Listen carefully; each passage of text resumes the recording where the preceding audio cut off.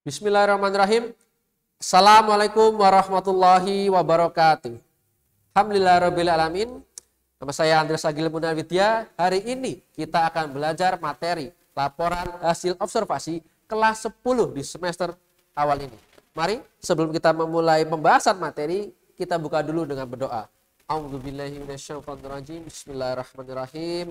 Raditu billahi rabbah wa bil islami dina wa bi Muhammadin nabiyya wa rasulah. Rabbi zidni ilma warzuqni fahma. Amin. Langsung saja kita masuk ke pembahasan pertama, yaitu adalah kompetensi dasar atau KD. Ya, ada 3.1 dan 4.1. Di sini ada kata menganalisis isi dan aspek kebahasaan dan kemudian mengkonstruksikan teks laporannya. Nah, maka dari 2 KD ini yang nanti akan menjadi patokan kalian semua untuk melaksanakan penugasan di mapel ini atau di materi ini, gitu ya. Langsung saja. Nah, kita akan masuk ke pembahasan selanjutnya. Setelah KD apa sih Pak? Ya, tentu adalah pengertian, gitu ya. Baiklah, laporan hasil observasi ya adalah dari kata laporan dan observasi. Ya. Nah, di sini observasi itu dari bahasa Inggris ya, yaitu observe, berarti mengamati, pengamatan. Sedangkan laporan hasil observasi berarti mudahnya apalah? Laporan atau sesuatu yang disampaikan berdasarkan dari hasil pengamatan. Nah, gitu ya. Jadi apa yang diamati, yang asli, yang nyata, itulah yang kemudian dilaporkan. Lanjut. Ya. Maka ini adalah simpulannya ya. Apa yang dilaporkan hasil pengamatan terhadap apa? Nah, ini yang menjadi paling penting. Di kelas dulu SMP ya, kelas 7, 8, 9 sudah pernah mungkin ya membahas terkait dengan laporan hasil observasi. Tapi mungkin kita tidak tahu atau mungkin dengan nama yang berbeda. Nah, bisa dilihat mengingat kembali materi teks deskripsi. Berarti yang dilaporkan ya berhubungan dengan 3 hal tersebut. Apa 3 hal tersebut? Nah, kita lanjutkan dulu. Yaitu adalah benda, hewan atau tumbuhan selain manusia ya, dan lingkungan ekosistem. Jadi gitu ya, deskripsi itu digambarkan sebagai teks yang menjelaskan detail, ciri-ciri, fisik, bentuk. Nah, dan kemudian 3 tersebut adalah benda, hewan atau tumbuhan, dan lingkungan ekosistem. Lalu nih selanjutnya nih, bedanya apa dengan laporan hasil observasi? Nah, ini ada alur logikanya. Dimulai dari pengamatan, ya tentu berupa fakta dan bukti. Tidak boleh mengamati kemudian dari hasil terawangan gitu kan, imajinasi. Tidak ya. Laporan hasil observasi harus sesuai dengan fakta. Kemudian ada pengembangan. Nah, pengembangan berbeda dengan teks deskripsi, laporan hasil observasi ada pengembangannya. Apa itu? Ya, nanti sabar ya, tunggu dulu. Intinya alurnya seperti ini, ada pengembangan. Nah, pengembangannya nanti ada pada sistematikanya atau struktur teksnya yang sedikit berbeda dengan teks deskripsi. Kita lanjutkan. Kita mulai dengan prinsip-prinsip ya, prinsip-prinsip yang ada dalam laporan hasil observasi. Ada 6. Saling berhubungan, maka saya gambarkan dengan lingkaran seperti itu. Ada namanya lengkap, jelas, benar, sistematis, objektif, tepat waktu. Semua itu harus berhubungan. Hilang satu prinsip, maka tidak bisa disebut sebagai laporan hasil observasi yang tepat. Nah, begitu. Nah, kita mulai dari yang pertama. Prinsip yang pertama yaitu adalah lengkap. Nah, sini ya. Apa? Terdapat data dan fakta yang sesuai. Ada contoh teksnya, buah semangka adalah buah yang kaya akan likopen.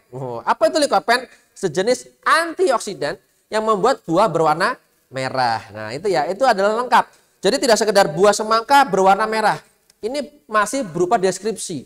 Tapi kalau menjadi laporan hasil observasi, kita harus tambahkan sedikit datanya.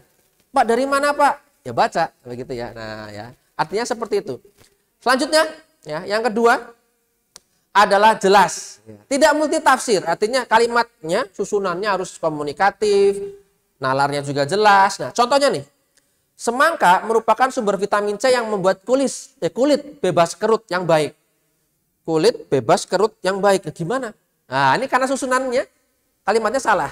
Nah, di yang warna ungu itu ada ya, yang tepat, yaitu semangka merupakan sumber vitamin C yang baik. Untuk apa? Agar kulit bebas kerut, yang membuat kulit bebas kerut. Nah, begitu ya. Jadi dalam LHO kalimatnya harus jelas, nggak bisa multitafsir, nanti malah jadi aneh. Nah, makanya saya bilang tadi LHO kalau tidak jelas berarti akan multitafsir dan tidak tepat. Nomor 3 nih, yaitu benar.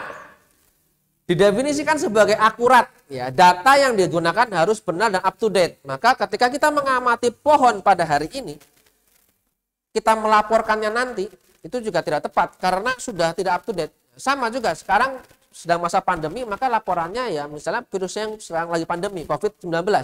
Nah, tapi kalau misalnya melaporkan yang sudah lalu-lalu, nah, mungkin tidak update lagi. Oke, sekarang kita kasih contoh. Kucing tidak menyukai air sehingga jarang mandi. Benar? Nah, kurang tepat ya. Maka yang benar adalah tuh, paling pojok. Secara alami, kucing memang tidak menyukai air. Tetapi ada jenis kucing yang memang membutuhkan air, ya, artinya membutuhkan mandi sebagai perawatannya. Yaitu adalah kucing dari jenis Angora, Persia atau yang lain-lain gitu ya, kucing-kucing hias itu. Nah, ya. Jadi itu yang lebih benar. Yang jarang mandi itu memang kurang benar gitu ya. Artinya belum begitu tepat, belum akurat, maka diakuratkan lagi dengan tambahan itu tadi, informasi. Yang keempat, ya, yaitu objektif. Nah, silakan diperhatikan. Objektif ini memang agak sulit dalam nanti perjalanannya membuat laporan hasil observasi. Kenapa? Karena memang semakin banyak baca, kita semakin banyak objektif. Kalau tidak, nanti subjektif. Oke, contoh lagi ya. Karena saya pun juga kucing, maka saya kasih contoh kucingnya. Oke, kucing lebih disukai manusia daripada anjing. Ini kurang objektif. Ya, karena mungkin kita ada di Indonesia, ya kemudian mungkin mayoritas Muslim, maka seolah-olah tidak menyukai anjing. Padahal banyak juga yang menyukai anjing, cuma mungkin menghindari, ya kan ya tadi ya hal-hal yang berhubungan dengan tadi najisnya dan sebagainya. Oke, tapi secara umum yang objektif adalah kucing dan anjing sama-sama disukai manusia. Tetapi bagi seorang Muslim, kucing tentu lebih disukai ketimbang anjing. Ya tahu ya kenapa tadi ya saya bilang ya, karena ada beberapa aspek yang memang membuat anjing jadi tidak disukai. Sebenarnya memang sama-sama lucu, sama-sama berbulu, bahkan sama-sama setia sebenarnya. Nah, gitu ya. Seperti kalian itu ya. Oke, lanjut nomor 5 adalah tepat waktu. Nah, tadi ya berhubungan dengan benar ya, tadi berhubungan dengan yang tadi sebelum-sebelumnya, di mana kalau harus up to date, yang disampaikan hari ini ya harus disampaikan hari ini. Jangan kemudian berubah atau jangan kemudian ditunda-tunda atau menyampaikan yang sebelum-sebelumnya. Nah, contoh aja nanti ada ya di SMKIT ada namanya Masjid As-Salam. Nah, tahun berapa dilaporkan? Tahun 2008 belum ada. Nah, gitu ya. Maka tidak boleh ya. Atau mungkin Masjid As-Salam dilaporkannya tahun 2022 padahal pembuatannya tahun 2019. Pasti akan banyak perubahan gitu. Atau mungkin kompleks ya sekolah gitu kan dilaporkannya tahun 2030 pasti akan berbeda dengan tahun 2021 kan. Nah, maka harus up to date sama seperti berita. Dan yang terakhir 6 yaitu adalah sistematis. Nah, ini ya silakan, ini adalah yang membedakan teks deskripsi dengan teks laporan hasil observasi. Sistematikanya apa? Oke. Yang pertama ada pernyataan atau identifikasi umum. Nah, ini nanti berisi kalimat yang biasanya ada kata adalah, merupakan. Nah, itu pasti ya adalah pernyataan umum atau identifikasi umum. Yang kedua adalah aspek yang dilaporkan. Terbagi menjadi 2, yaitu deskripsi bagian. Saya sampaikan tadi di deskripsi ada ciri-ciri. Nah, ciri-ciri bentuk itu ada di deskripsi bagian. Yang berikutnya ada apa? Deskripsi manfaat. Nah, jadi kegunaan manfaat. Kalau kita bicara laporan hasil observasi, berarti sudah ada manfaat lain, atau sudah ada kegunaannya, atau sudah hal-hal lain yang dikembangkan, tidak sekedar mengetahui kucing itu berkaki 4, punya cakar, kadang warna oranye, oranye yang barbar gitu ya. Enggak juga ya. Ya, itu seperti itu ya. Nah, itu kemudian digunakan lagi, diulah lagi, terus dikembangkan lagi. Kira-kira kumis kucing buat apa gitu? Buat makan, nah itu tumbuhan beda lagi ya. Kumis itu buat apa? Cakarnya buat apa ya kan? Ekornya kemudian panjang itu kira-kira seperti apa? Nah, itu adalah deskripsi dari manfaat. Kalau hewan. Kalau lokasi atau kalau benda, wah tentu ya akan semakin banyak lagi. Ya, itu nanti akan kalian latih di penugasan. Selanjutnya, nah, ini adalah contoh tadi yang saya sampaikan. Nah, ini adalah contoh dari teks laporan hasil observasi dan semoga ya kalian membaca ini dan nanti memahami dan nanti kita akan latihan nih ya di penugasan yang berhubungan dengan laporan hasil observasi. Oke. Bisa dilihat yang pertama bicara lokasi, tempat. Ya, kemudian bicara tahun. Nah, ini adalah yang umum-umum nih, ya kan? Kemudian memiliki kubah warna hijau dan sebagainya adalah deskripsinya, bagian-bagiannya, ciri-cirinya. Yang terakhir, digunakan sebagai tempat ibadah dan lain-lain. Nah, berarti adalah manfaatnya. Nah, semoga teks ini bisa nanti menjawab apa sih perbedaan LHO dengan deskripsi, atau mungkin nanti juga bisa jadi kalian melihat ini untuk menjadi contoh penugasan dalam materi LHO hari ini. Begitu ya. Oke, yang terakhir di SMKT Ushul Fikih, maka kita juga ada hubungannya dengan Al-Qur'an ya. Maka ini yang terakhir, materi terakhir ini di LHO, yaitu apa sih, ada tidak ya kan, supaya kita mendapatkan hikmah dari mempelajari laporan hasil observasi. Ada di Quran surat Al-Kahfi, Quran surat 18 dari ayat 85 sampai 99. Di situ semua bercerita tentang observasi. Dari siapa? Raja Zulkarnain.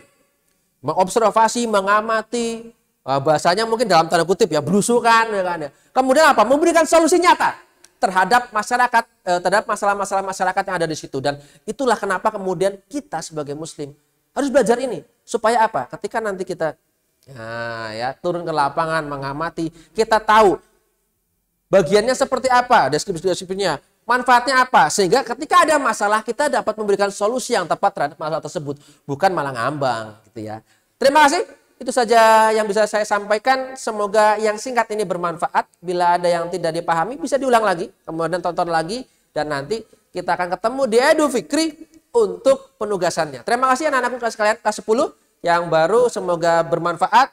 Kita akhiri dengan hamdalah dan doa kafaratul majelis. Alhamdulillahirabbil alamin. Subhanakallahumma wa bihamdik, asyhadu an la ilaha illa anta, astaghfiruka wa atubu ilaik. Kurang lebihnya mohon maaf. Kita bertemu di materi selanjutnya. Assalamualaikum warahmatullahi wabarakatuh.